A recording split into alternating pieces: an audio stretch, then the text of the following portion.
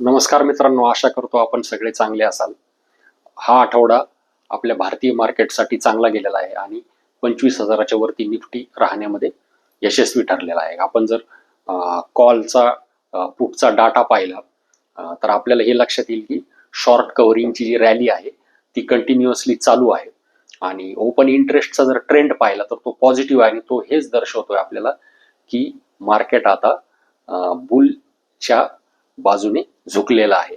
आणि आपण जर पाहिलं जो पुट कॉल रेशो आहे तर तो 0.77 पर्यंत खाली घसरलेला आहे. या सगळ्या पॉझिटिव्ह आणि आशादायक गोष्टी आपल्याला मार्केटमध्ये दिसत आहेत. आपण जर FII आणि DIIचा जर फ्लोचा जर विचार केला मित्रांनो तर आपल्या क्लिअर कट लक्षात येईल की FII कंटिन्युअसली मार्केटमध्ये इन्व्हेस्टमेंट करत आहे.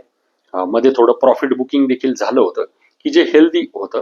FII ने 15,925 कोटींचे जे कॅश सेगमेंटमध्ये शेअर आहेत ते मागच्या आठवड्यामध्ये बाय केले होते. म्हणजे टोटल जो मंथली बाईंग होतं ते 23,783 कोटीपर्यंत झालेलं आहे मित्रांनो. आणि जर आपण विचार केला तर साधारणतः हे जे बाईंग झालेलं आहे हे बाईंग आपल्याला हे कॅश सेगमेंट मधलं हेच दर्शवतंय की मार्केटचे जे सेंटिमेंट आहेत ते नक्कीच लॉंग टर्म साठी सुधारत आहेत हे आपल्याला दाखवते.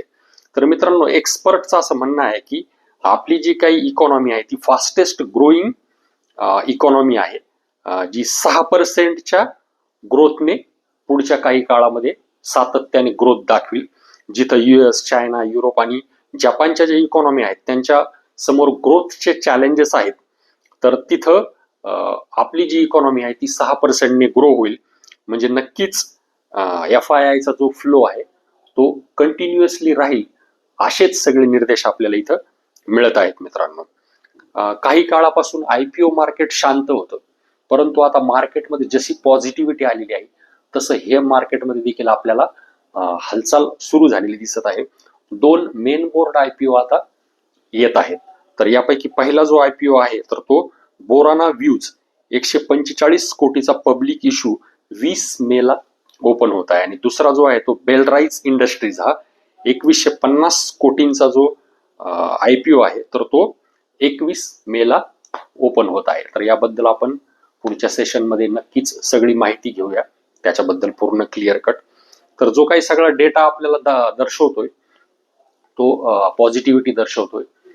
ग्लोबल लेवलला देखील टॅरिफ असेल, रशिया युक्रेन वॉरच्या संदर्भामध्ये प्रिझनरचं एक्सचेंज होण्याचा जो काही करार असेल, भारत पाकिस्तानमध्ये जे सीज फायर असेल, US चायनामध्ये जे पॉझिटिव्ह ट्रेडच्या संदर्भामध्ये बातम्या दिसत आहेत आपल्याला, बातचीत चालू आहे, तर हे आपल्याला सगळे पॉझिटिव्हिटीचे संकेत आपल्याला देत आहेत मार्केटमध्ये.